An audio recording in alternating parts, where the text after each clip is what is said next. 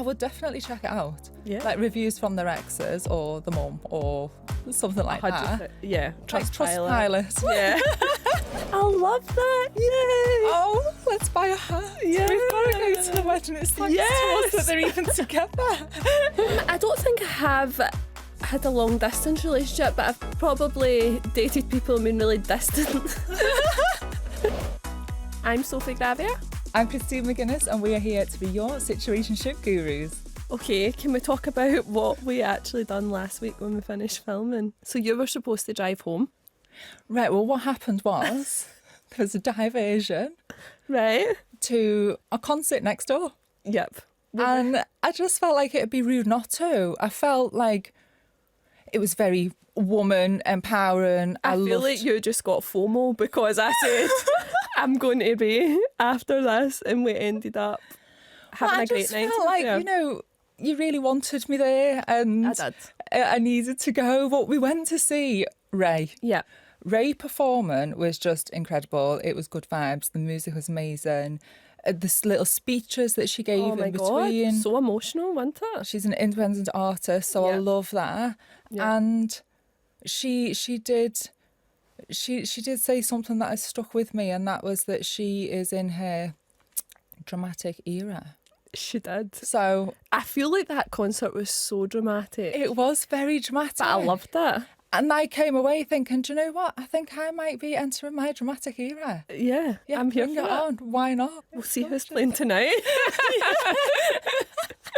Okay, so today we are going to talk about people coming off the dating apps. So apps off here in Scotland. So we basically, more people are coming off the dating apps and they're meeting people in real life. I think this is a good thing. I think it's a good thing as well, because have you had experience with dating apps? I've never been on a dating app, and I get it for Gen Z completely, because they don't know life without the dating apps. Whereas for me, obviously I was married for a long time, but when I've been single again, the only way that I knew how to meet people, I know the dating apps were there, but for me, it was just going back to what I know, and that was just meeting someone, feeling the energy, seeing mutual if they like friends the and vibe. stuff. The apps for me, they seem quite scary because I've only ever heard of horror stories. You do hear a lot of horror stories, but at the same time, I do know, like, loads of my close friends have met on dating apps and they're married and they've got kids and stuff now. Yeah, but for me, I've came, obviously I was single for a long time. I've used the dating apps on and off. Usually I would go on it for a couple of days and be like, fuck this, and same shite, and turn it off like straight away because I was so fed up of it. Did you ever meet anybody off a dating app? Yeah, like I went on dates and stuff like that. But How do you trust that it is who the profile says it is?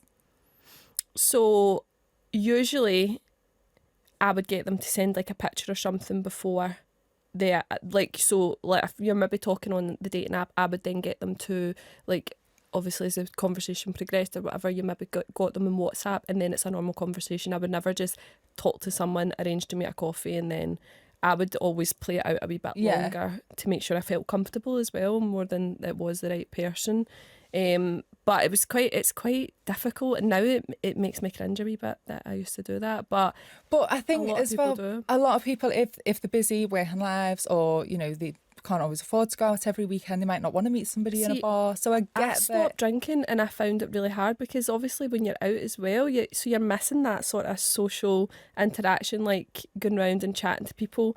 It just wasn't there, and then I was like, right, okay, I'm just working all the time. We've heard of people getting catfished, and I always think, well, surely you must have FaceTimed, or surely you must have video called before you've met them. But obviously, you know, people, especially scammers, will come up with any excuse to not do that. Excuse. But do you know now it's not just like AI profiles where people are editing the pictures to maybe just look a little bit taller, a little bit slimmer, a little bit more tanned, like whatever they're doing, they're just editing the photos like people do on everyday social media. There's that element. But there's this whole new thing now where people are creating AI profiles on dating sites where the actual person doesn't exist at all.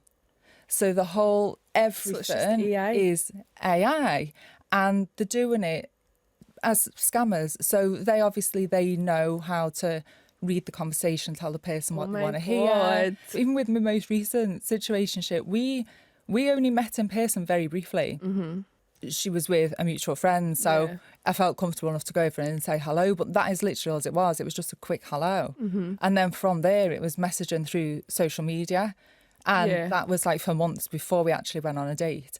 But it's only now discussing it that I'm thinking, actually, I still didn't know who you were, who I was going on a date with. I still, and I kept it very, very private because in my situation, in the public eye, I don't want that stuff everywhere until it's like a bit more serious. And this was a first date, so I wouldn't have wanted it to go everywhere. But I suppose I could have been safer than what I was, really. I probably should have just let somebody know where I was going. Yeah, I think that you would need to kind of like let people know. You also, it's ideally meet in a public place. A public place, definitely, yeah. Because I wouldn't feel comfortable meeting some random guy, and even someone that you've maybe met for a coffee, and then I used to hate this on dating apps for people that would say, come round to my house, because obviously you're thinking, no, we know what you're wanting, but at the same time they could be fucking planning to do whatever with you, and you don't know them. So again, really unsafe. I've got like a Life 360 on my phone, and my friends, we all watch each other's location. Make sure your phone's charged before you get there. Always tell someone exactly where you are. I'll be completely honest, so before I went on this first date, I done a full like Google research, like a satellite view of the house. Literally, I checked out as much information. Any criminal record. Literally checking everything, I knew what school she went to. I knew her middle name when I said it to her, and she didn't realise for weeks that I knew her middle name because I searched for it. She laughed it off, thank God. But it was just something that I was just checking out, like, hey. But and then obviously I wanted to know more, and I thought, actually, I might as well do a whole police criminal check record and satellite Google Earth where she lives and where she works, and went through every follower. No, I didn't. Just going back to AI very quickly, there's been some stuff recently online, AI pictures of me and my ex-husband and our 3 children.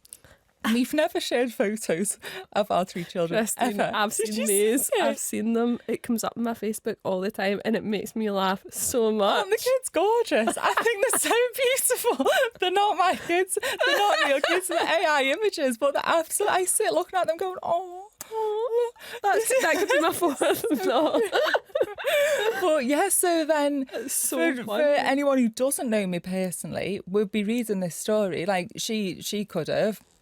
She said herself when she did have a quick Google before we'd met up to date, she weren't sure if I was married or not.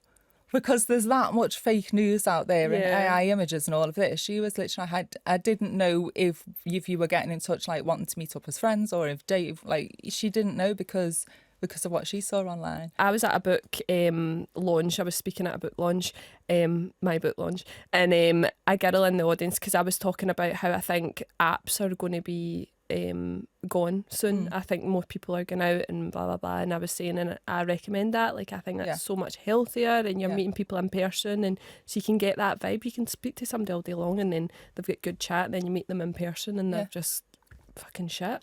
So I was saying that, and she put her hand up, and she was so genuinely, she was like lovely, and she went, but I don't get it, like if you're saying don't use apps to date, how are you supposed to meet anyone?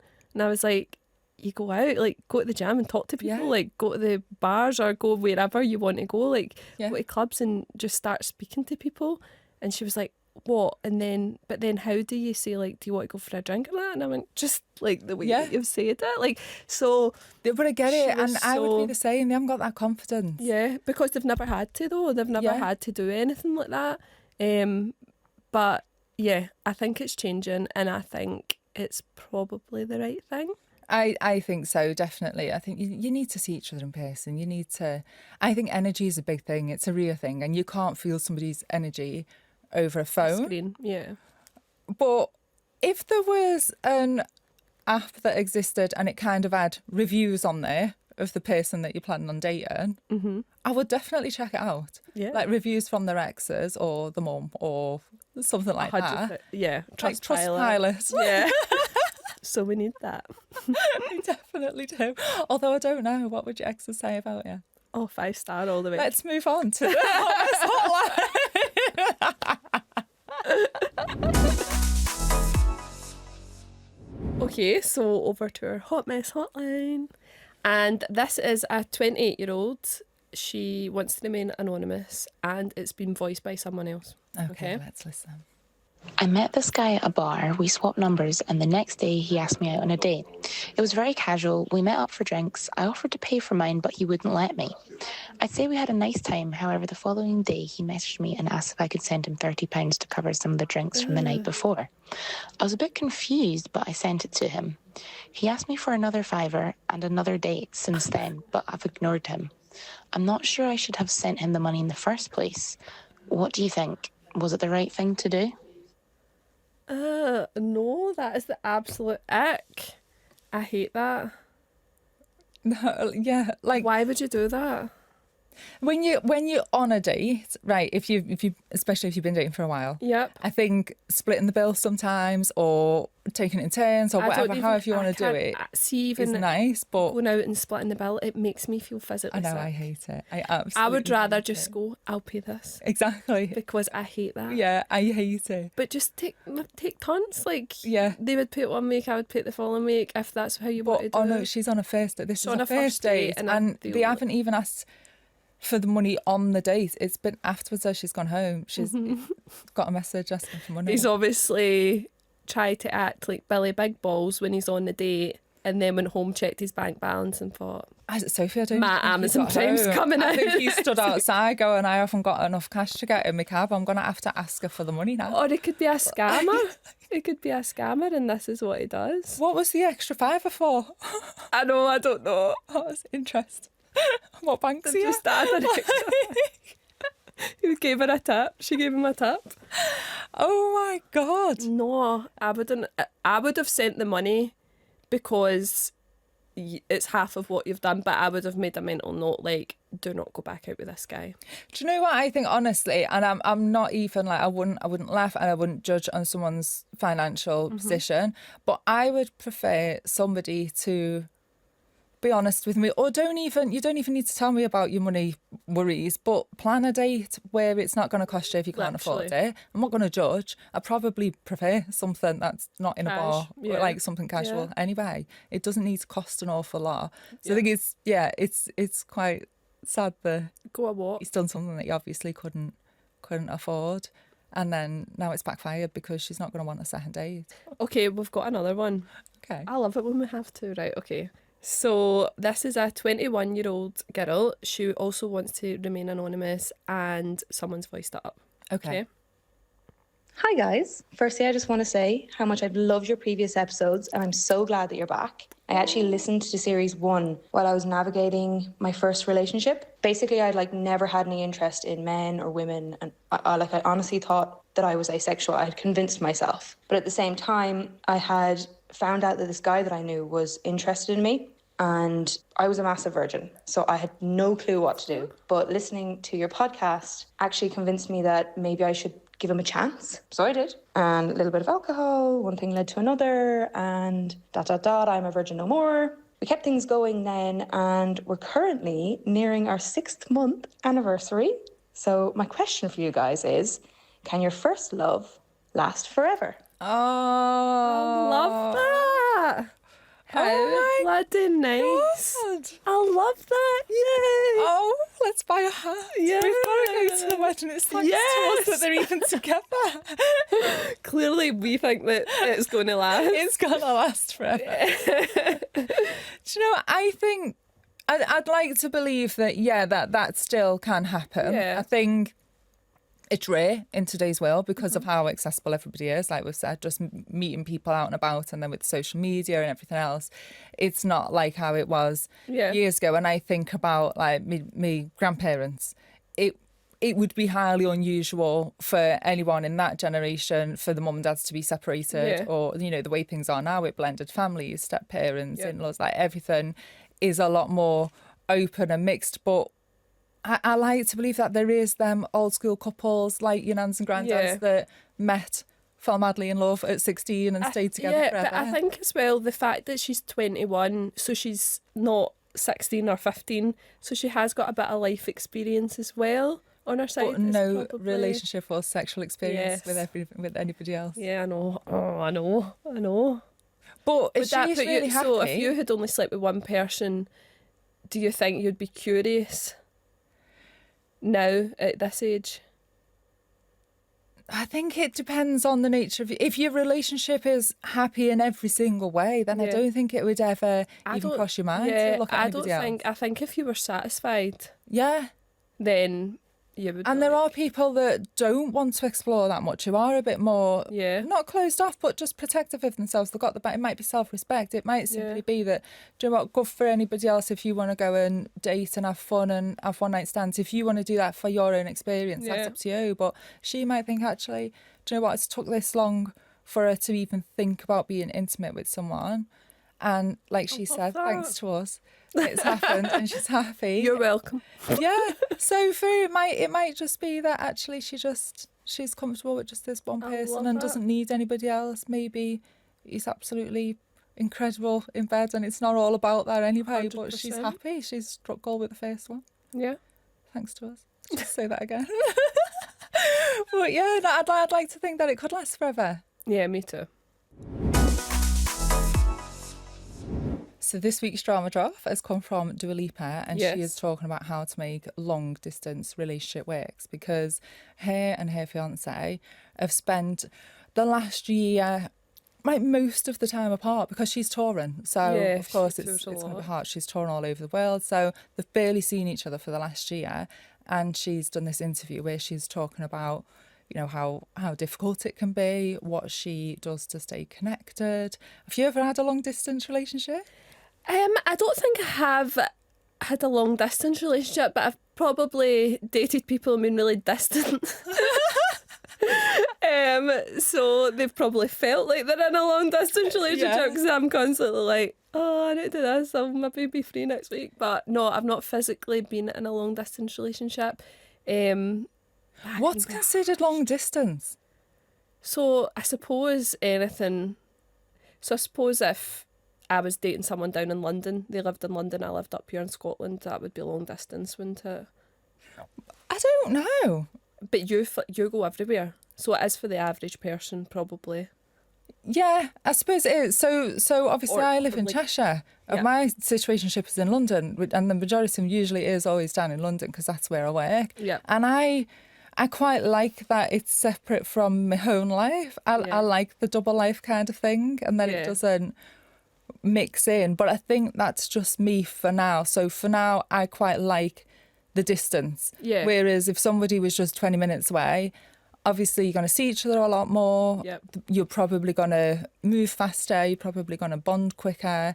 You're going to be in each other's life a hell of a lot more. Time. Whereas I quite like that my adult life, my social life, my work life is in a completely different location to my home life. So how do you keep obviously then when you're in the house, how do you keep your relationship or your situationship functioning then? Like, what's your tips for people that are in long distance relationships? We're really, really blessed with technology. Yes. If you think about like years ago for couples, families who maybe were in the military, in the army, the partners would be going off for months or years. I'll see you later. Yeah, but it would be a letter and you'd be lucky if it got there. But now, you know, obviously we've got FaceTime, we can call, we can text. There's loads of ways to keep in touch. So definitely communication and just keeping in touch is good. But I don't say this lightly because it's not a nice thing. I really, really felt for someone. I was in a situationship with someone quite briefly who really, really struggled, not necessarily with trust like with me, because I'm definitely a one woman. Like, I haven't got time for any more than that. But just within herself, really, really struggled with we couldn't be together as often as what she would have liked because of the distance. Whereas I think because the only really, really important relationship that I've had like long term was obviously my marriage, and I spent so much time on my own that for me I'm okay with being on my own, and that was my normal. So because my ex-husband worked away so much, and I mean for like weeks on end. Like whether it was down in London and I couldn't go because I had the kids, or if he was like in Timbuktu filming something somewhere, like he was always travelling around the world. So I was just always quite used to doing 3-4 weeks on my own and just keeping in touch with it, and that was normal. But now dating again, like it is, for me, it's a bit wild how much people they want to be together all the time, whereas I'm kind of like, I need my space and I like it. Yeah, like, I think if you're upfront about that, then I don't need to be glued to someone permanently and do everything with them. Like I obviously you get to a point where you're like, oh, I miss them, I wish I had see them again, but I'm kind of like, do you know what, if I get a night to myself now and again, gorgeous. Yeah, I think the most important thing is obviously you need to maintain your own person. So basically, if you're doing a long distance thing, I think the most important thing is you still go about your routine. You still go to the gym, you still go blah, blah, and then they fit in part of it. Obviously, I think everyone's got the so phone. important. It's so important to keep your independence, keep Yeah. your own friends, keep your own life, everything, keep your own hobbies. Like, don't drop it all for anybody. How do you think, I think the hardest thing about a long distance relationship, and it's probably because I just find it difficult to trust lots of people. Trust. But yeah, I think it would just be if they were over there. Say, I'm imagining someone in Australia now. So if someone was in Australia and you were here, and you're just, I think it would be really, really difficult to trust that person when you're going, well, years or months, whatever, like without them. How do you think? I just think, for me personally, I just think that if somebody's going to do something, they're going to do it anyway, and there's nothing you can do, and it's never your fault, first of all. Like, it's not what you look like, or whatever you wore that week, or what. It's nothing you said. It is literally, if somebody's an opportunist or a bit silly or whatever, if they're going to cheat, they're going to cheat. So them. First of all, just I think people waste a lot of energy thinking about trusting and not trusting. Is she doing this, or where is he, or what are they up to, and all those things that keep people awake at night. Just drop it out your mind, because there's nothing you can do. If you're at that point, if you're literally like, you're really, really feeling you got that there's something not right, if they're not answering the phone, if they're not where they said they were, or whatever, or you've seen them with somebody they said they were, then you've seen the red flags and you've got your reason to not trust them, then just walk away. Then if you don't trust, then that's it. So how would you maintain trust then for a long distance? I think reassurance obviously is always good. I've got nothing against if somebody is feeling a little bit insecure and they need a bit more reassurance. I'm happy to be, remind them, like, no, look, it's just me and you, I'm just busy, sorry I didn't answer the phone, whatever. Obviously communication, I think, depends how far you want to take it. I personally think like sharing your location when you just to make sure that you are where you say you are, I think that's a bit too much. I wouldn't feel comfortable doing that with Chris. Like, I don't even know why, because he knows where I am all the time. But then at the same time, he could pick up the phone and just say, where are you?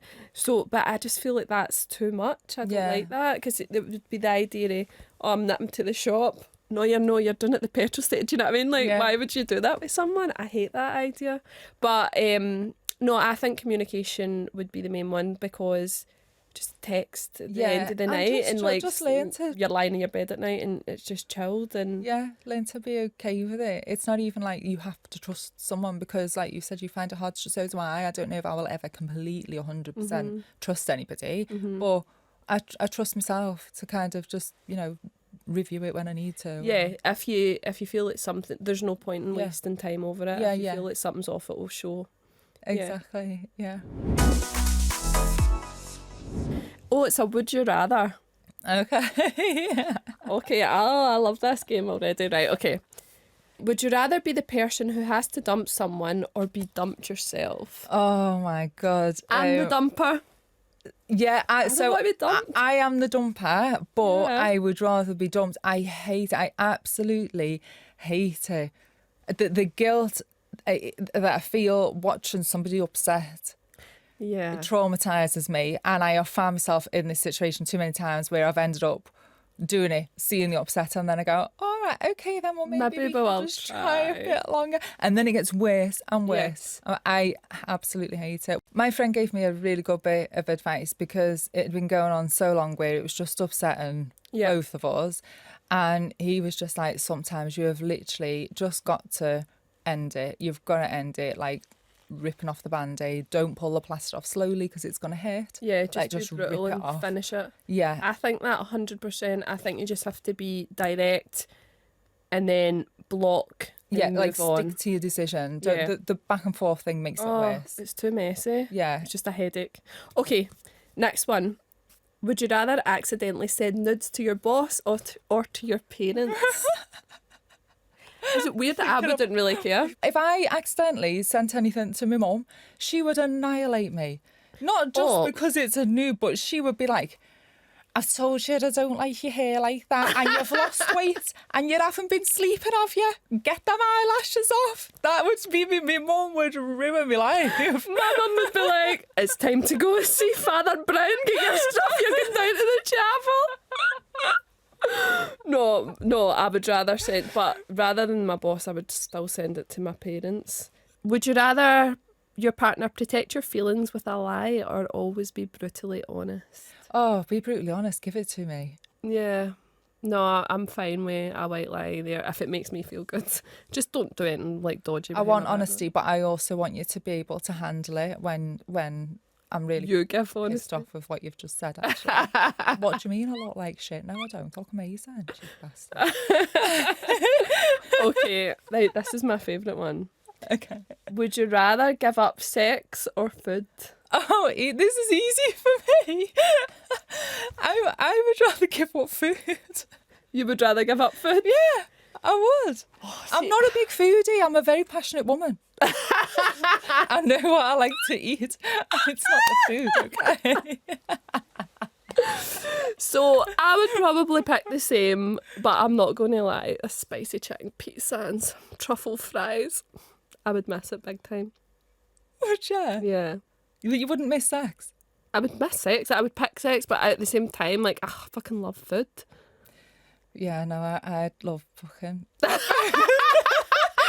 said she'd fucking love food. I fucking love, okay? Yes. On that note, should we go and eat? If you would like advice on your situationship, then contact us at situationships@bbc.co.uk and on WhatsApp on 08000 224448. Please only contact us if you are over 18. Further information can be found at bbc.co.uk/Radio Scotland.